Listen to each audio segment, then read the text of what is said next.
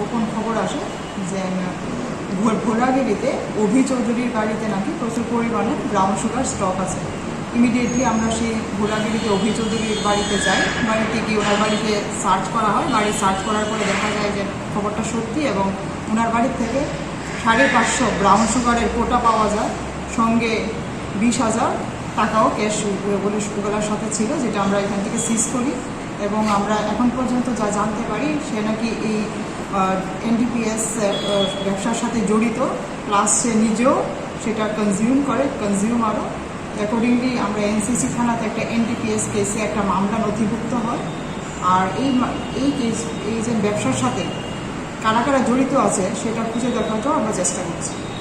প্রাথমিক তদন্তে কি আমাদের কাছে সেই জিনিসটা এখনো অ্যাকসেপ্ট করিনি, বাট আমাদের এটা কেস নথিভুক্ত হয়েছে এবং ইনভেস্টিগেশন চলছে। আশা করি আমরা এটা বের করি।